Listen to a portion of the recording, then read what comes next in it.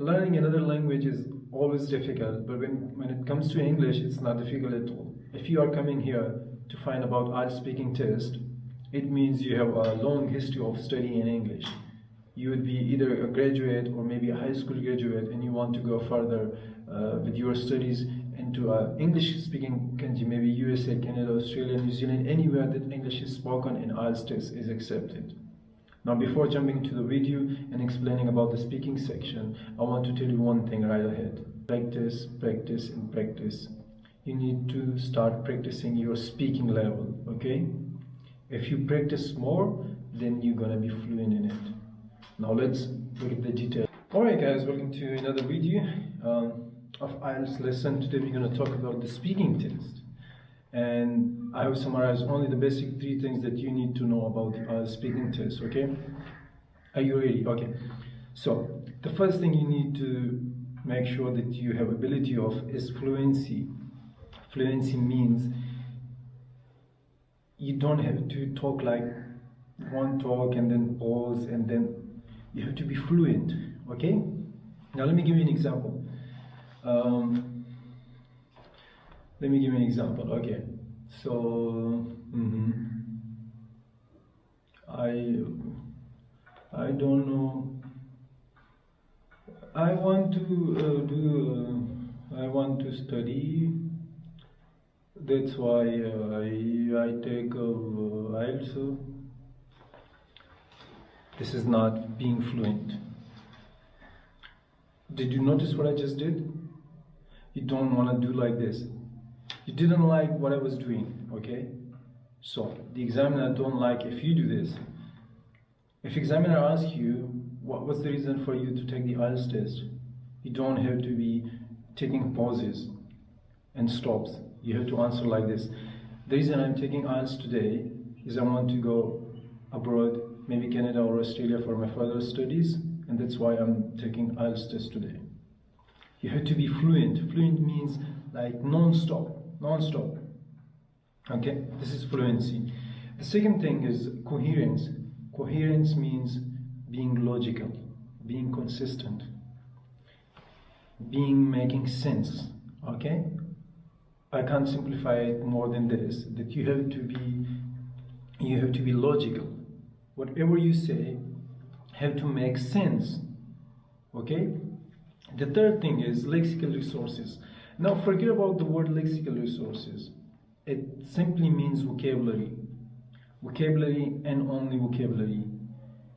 It means you need to know how to use how to define one word or a thing by different names. How do I give you an example of this? What could be the example? What could be the example? Suppose it says, the task is very hard. How can you say this in a different, using different synonyms? The task is very different. The task is very hard. The other thing, the other way you can say is, the task is very difficult. The task is very hard. The task is very difficult. Hard and difficult.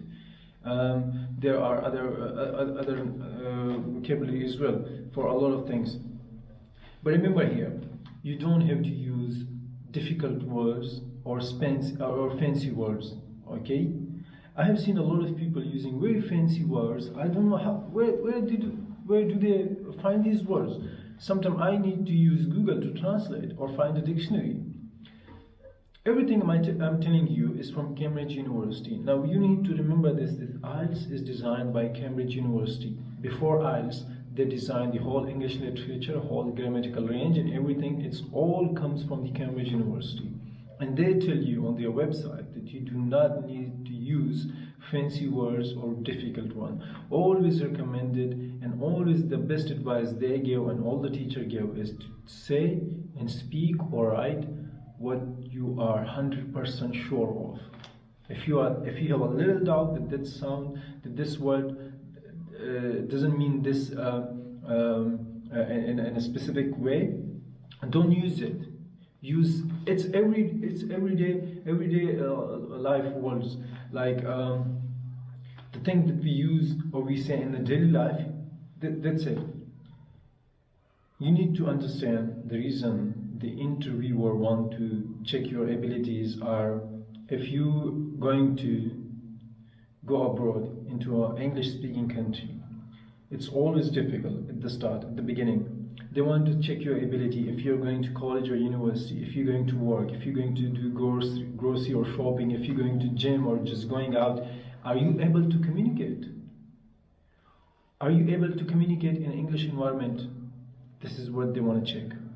So if you are going to appear in a speaking test, again, I repeat, few things you need to work on. You need to work on your fluency. You have to talk fluently. You have to work on your coherence, means being logical. You have to make sense of what you say. The third thing is you need to work on your vocabulary. You have to use different synonyms for different words. This is it. There's a lot of things that you need to cover, but we will, I recommend that I deliver you a part of every subject. Okay, reading, writing, listening, forget about it. Right now, only speaking. In the next video, I'll be talking about the grammatical ranges, using tenses, text familiarization, and using what else? Past, present, and future strategy. We call it PPF, and device linking. That will be upcoming in the next video. Till then, you take care, and I'll see you around.